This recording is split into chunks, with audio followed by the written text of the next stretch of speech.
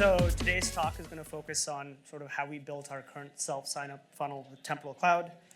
Just a little bit about me. I've been at Temporal for about 4.5 years. I've kind of had a hand in building a lot of the cloud stuff from authorization, billing, control plane, deployment, things like that. So if after the talk you have any questions, I'm always wearing this red hat, so you can just find me and feel free to ask. So just our quick agenda here. We'll start going through the problem statement. So not even a year ago, how were people able to sign up for Temporal Cloud, or what was the process that they had to go through to achieve that? And what a user would do is they would go to the website and they'd fill out this form. Then they'd have to wait about 48 hours, for some human to go and see that this was submitted. Then a user would have to go and fill out an order form via DocuSign and then submit it back. And then within another 48 hours, assuming it's not a long weekend or something in the worst case, the account would finally get provisioned, and there would be a lot of manual steps, click ops to set up billing and other such things in order to get the customer sort of going.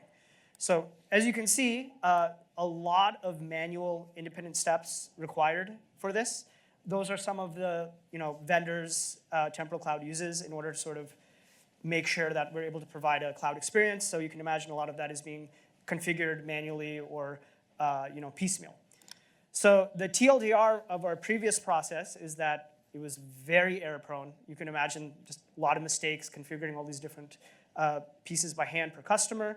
And then a large delay for customer access, which could be anywhere from, if you're lucky, a day, but sometimes 3-4 days between the time somebody expresses interest and the time that are actually able to use the product, right? Which is not great for us trying to build a business and get people going on the cloud more. So a little less than a year ago, we sort of shipped the new self-signup experience. So I'll go through what that looks like, and then we'll talk about what's happening behind the scenes to implement that and how Temporal kind of helps with that. So it's a very simple onboarding flow or funnel compared to what other services have, but you basically come to this page, you sign in with either Google or Microsoft for simplicity if you want to try out the cloud. You log in and click that. You have this contact information that you need to fill out. And the name and all that stuff is pre-populated. We'll go into that later. You sort of fill some information. You click next step. And then your very last step is effectively a credit card page where you sort of enter your details. And when all of that is good, you click create account. And within 10 to 15 seconds, your cloud account is provisioned. So we've gone from multiple days to a minute or two, depending on how quick you are at filling out forms. So I think the question here is kind of what's happening behind the scenes? How did we leverage Temporal to kind of automate and implement this process? So it's a large diagram here, but we'll kind of go through it quickly.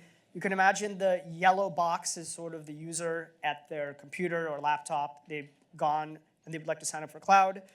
They will log in, which is that number 1 there, where sign up with Google, sign up with Microsoft. You'll get a auth token that is used to sort of talk with our onboarding service, which is sort of a set of stateless front-end pods.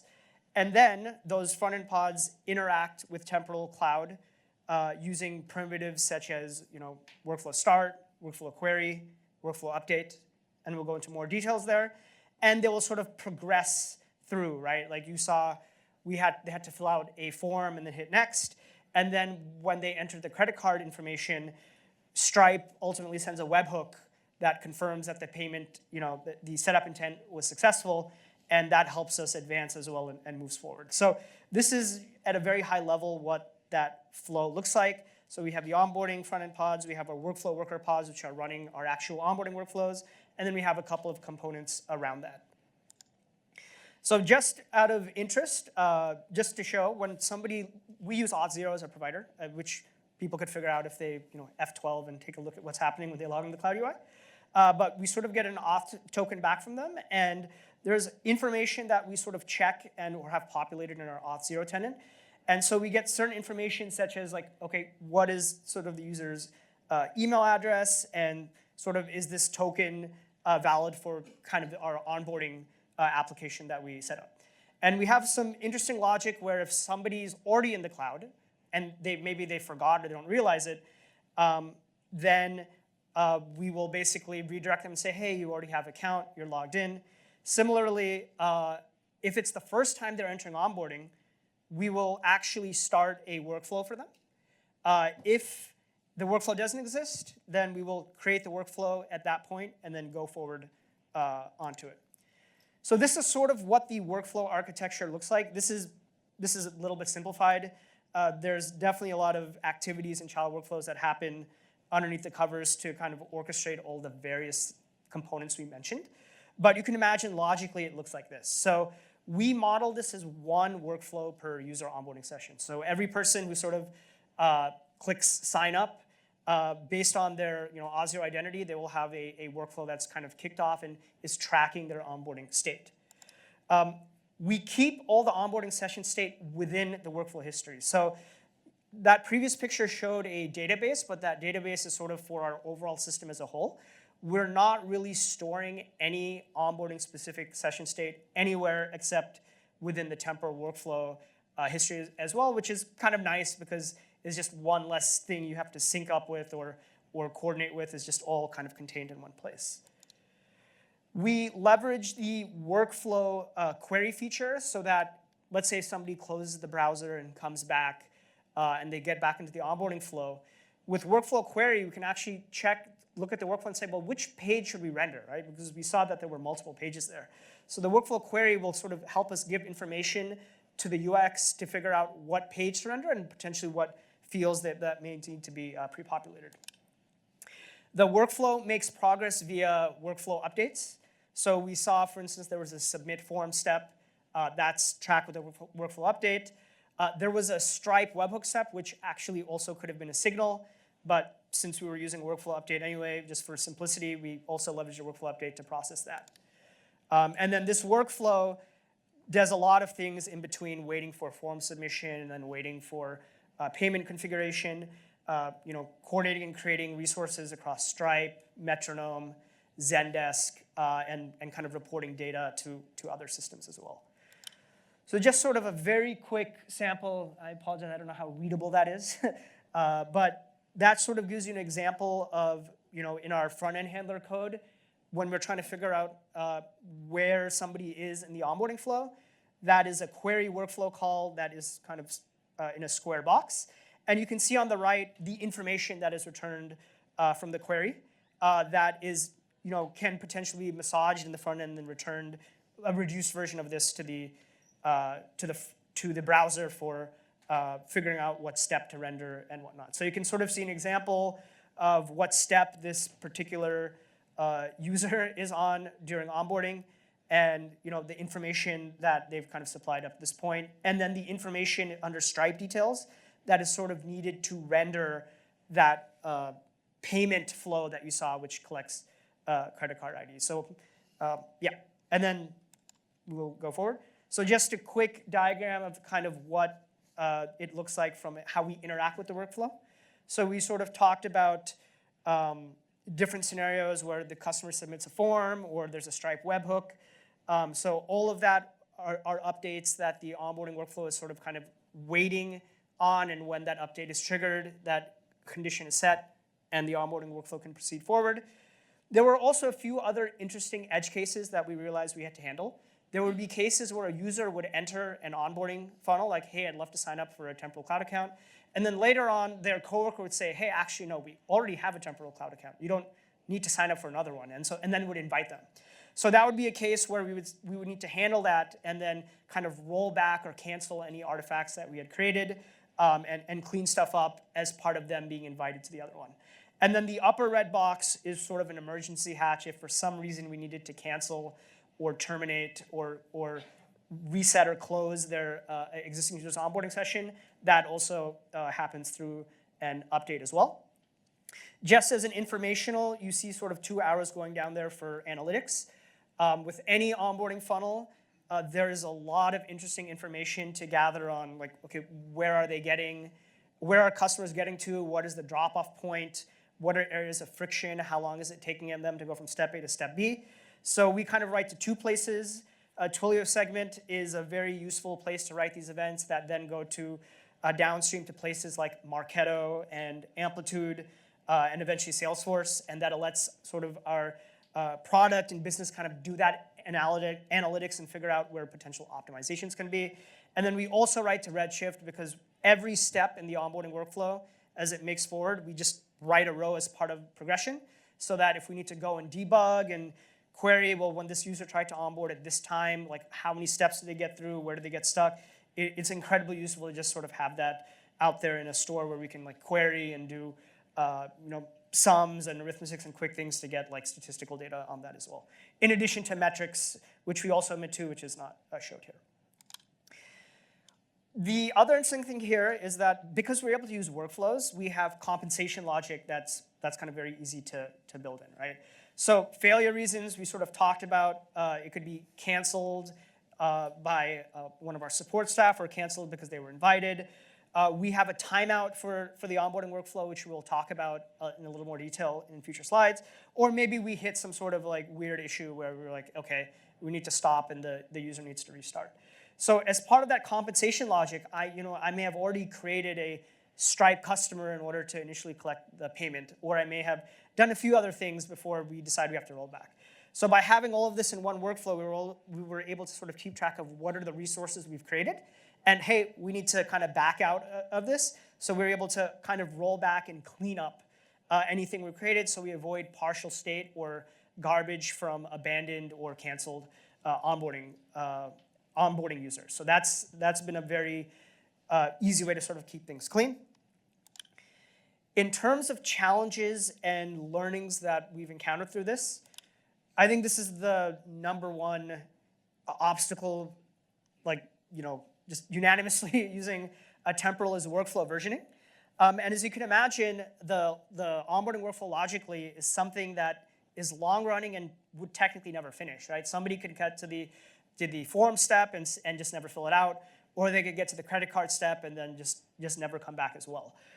So we do not keep that workflow running forever, right?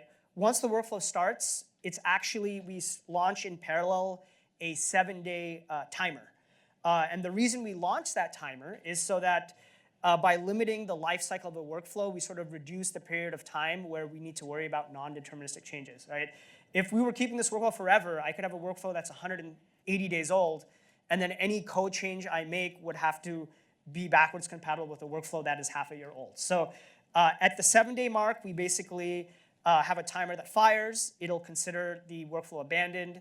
We'll run the compensation logic, and we'll kind of clean everything up. So if a user comes back after that 7-day period, then there's no running workflow. It'll be as if this is their first time entering it. So yes, if you sort of kind of got to the payment page and went away for a large amount of time and came back, you would sort of get to the form page again, just to start with. We don't think this is too big of an issue because customers who sort of tend to actually sign up to cloud are between the time they enter the funnel and the time they complete it is actually very, very quick. It's well within way before 7 days. So the amount of people who sort of re-enter is extremely low, and that trade-off was worth sort of simplifying any potential versioning issues that we were running into. Of course, if the funnel changes and we have to reevaluate that, then that's something that we can change on either extending that or having a better versioning story, but this has actually been pretty effective and practically works for us. When we do make changes to the onboarding workflow, which we have had to do as we sort of evolve and find bugs and fix things, we've typically been using the patch API. Our whole workflow is written in Golang, so if people know Go, they're hopefully familiar with the workflow.get version call, which lets you version to make changes to running workflows. The key here is any constants, such as if you're scheduling a timer or you have a constant for certain thresholds or how many attempts you want to do something or anything that's a number, we do not reference that directly in calling code. We actually, even if it is a constant, we'll return it from a side effect or a local activity and then use that constant in scheduling a timer or doing whatever else kind of needs that. And this is really important because if you just reference it directly, we've had situations where people just change the timer from, like, let's say 8 hours to 2 hours, or a duration to a smaller amount. And then on replay, that amount is so small that we don't schedule the timer because it's a negative value.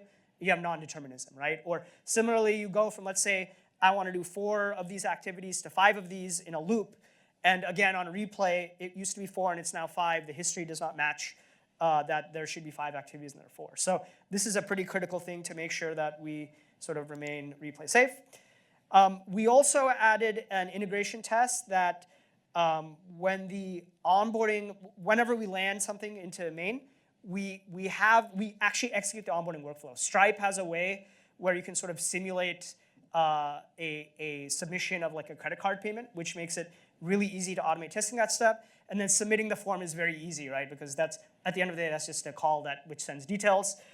So we actually have a test that has a test user, logs into Auth0, gets the token, and runs through the onboarding workflow. So we're very good about making sure that if something breaks, we catch it quite quickly. We also have a separate integration test that leverages that workflow query we talked about earlier. And it basically just runs that workflow query against older completed workflows. And sort of by doing that, if there was a non-deterministic change that broke an older workflow, your workflow query would fail, right? Because a workflow query is going to basically load the workflow up and replay it from scratch. So any non-determinism would prevent that query from executing. So this is also a way that we would potentially catch any breaking changes beyond standard stuff like unit tests with workflow history that you would also add to make sure that you don't have any backwards incompatible change. So just very quickly, wanted to talk about a world without workflow update. If workflow update didn't exist, this was still possible to implement, but very messy. Let's look at the submit form step. You would submit the form. We would signal the workflow. And then because the signal of the workflow is just queued up, we would have to constantly poll and query the workflow and wait for the signal to be processed and for the workflow history to react to that. And so that would just be a high latency, or if you want low latency, you'd have to be querying at a very high rate. So it is possible to do this without workflow update, but it would just not be very easy to do. With workflow update, that makes that a lot easier because we're sort of able to hold the front-end request for the workflow update process to complete. In our case, submission of form or any of the other scenarios we talked about, those updates tend to be relatively quick. And so then we kind of eliminate, like, that extra query, and we sort of get a request response, and we're able to kind of resume, tell the front end, here's what's happened, and then we resume from there. Again, apologies for the small font, but this represents the sort of just a workflow update and what that looks like in the workflow. So this, I believe, was an example of a customer submitting customer details. So you can sort of see the input. Well, if you have really good eyesight, you can sort of see what's the input there, and then kind of what the update returns in output. And then similarly for Stripe, the payload is basically from a Stripe webhook event. And then this output is very simple, like, were there any issues, or were we able to process the fact that it succeeded? So in terms of security considerations, the reason we have that credit card step in there today is that it provides a pretty solid, strong verification that this is a real user. We also leverage something called Stripe Radar, which provides its own level of fraud detection on top, and it can block any kind of validation or setup intent where they feel that this is a questionable or malicious user. We limit the number of active onboarding sessions. Right now it's a relatively high number, but for instance, if somebody were to somehow try and start millions or tens of millions of these, we have a limit where at some point, if we see enough running at once, we won't start new sessions, and then we'll page the on-call, because we'd rather block people than just have so many things running that we could potentially bring the system down. And then in the worst case, we have sort of an emergency off switch, where if we need to just kill the onboarding funnel because maybe we're getting attacked or there's some sort of security concern there, we do have a stronger way to just turn it off. In terms of scale considerations, We use update and query quite heavily. Both of the latencies there, the P95 is under 50 milliseconds, well under 50 milliseconds when we kind of measure the performance of this, and the P99 is well under 100 milliseconds. This kind of architecture, because it is a workflow per onboarding user, it scales horizontally, right? So Temporal is really good at scaling in terms of the number of workflows. It's more challenging if you have to scale within a workflow, but because we are modeling one user per workflow, adding a lot of workflows is something that Temporal can easily support. And we can always add more kind of workflow workers as needed. And that's very easy to scale up because workflow workers are stateless. And so we can just add more if we feel that we need more. We have a lot more onboarding sessions that we need to handle. This similar pattern where we talked about, where you kind of sort of have like a checkout cart almost kind of scenario, it is a pattern used by existing cloud customers as well for high throughput scenarios like food orders as well. So this is a fairly well-established pattern that one day maybe we get to that point as a SaaS service, but probably not. But compared to like the fact is that it can be used for very consumer-based services with a lot of high traffic as well. Of course, by using Temporal, you get the standard benefits of the workflow, the durable execution, the retries in case talking to Stripe or talking to Zendesk has a temporary failure, or in case our workers temporarily go offline. We have the consolidated logic. All of it is kind of in one workflow, which is what makes sort of the logic to compensate and roll back a lot easier and sort of get a full holistic view of what's happening during onboarding. And then, of course, debuggability and visibility via the cloud UI is very, very nice. Like just being able to see where something is stuck, or looking at the workflow query the front end is getting in the cloud UI, in the Temporal cloud UI as well, to see what data is getting returned has been immensely helpful to debug or figure out what's going on. So just to recap the talk of where we've been up to, cloud signup before we made this change took multiple days and was prone to a lot of errors that we'd have to fix after the fact. Now anybody can get access to Temporal Cloud within minutes. Workflow update was sort of a key enabler for this. Before workflow update, with Signal and Query, it was possible, but not easy to do. And then, okay, this is not correct, but basically this should work for 1000x scale as well. As in the Temporal would not be the bottleneck there. It might be any downstream systems that your workflows may be calling would be what you'd have to worry about first if you had to like scale up your items. And then I know we're kind of at the end here, but this was built before Nexus was out and before updates to worker versioning out. So it's something that you'd want to think about or consider if you're kind of going to embark and build this kind of thing out, which was not available when we kind of launched this initially. So with that, any questions about either the slide deck or yeah, I'm open to any questions.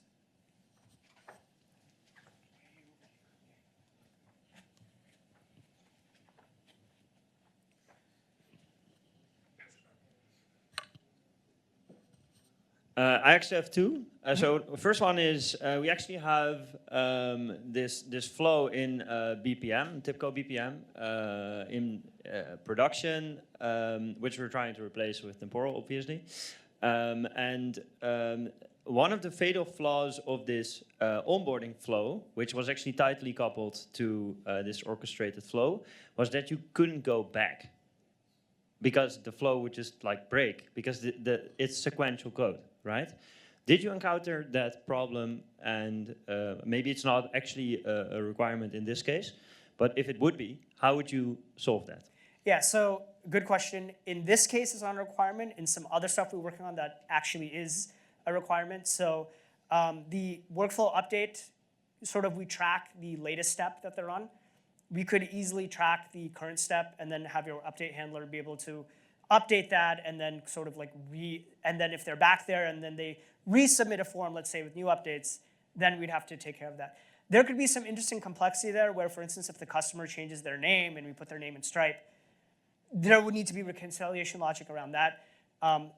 There's no magic bullet for that other than you just make sure you've structured your workflow in a way that that's easy to plug that in and handle that. Right, I think that was your first question, right? Yeah, that answers it. Thank you.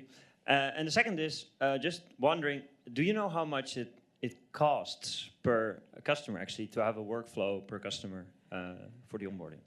I don't have that number off the top of my head. It's going to be a decimal point followed by a lot of zeros. But that's a good question. It's something I can look up and get back to you. The Stripe radar fraud prevention is, I think that costs a couple of cents per to do that validation, and that is going to far be orders of magnitude more than the workflow cost. So I think that's what I'm looking for. Thank you. okay.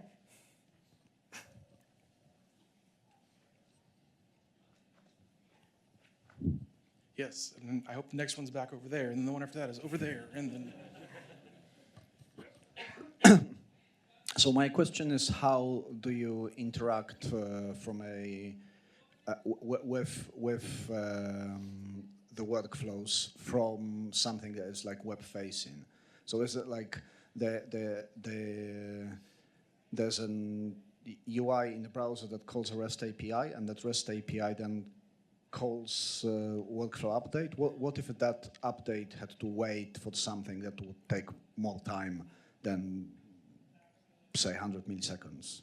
Yeah, so the answer, I think a couple questions there. The first, answer your first question is we are using, so the browser uses gRPC web to then talk to our front end, which then will then process the workflow stuff.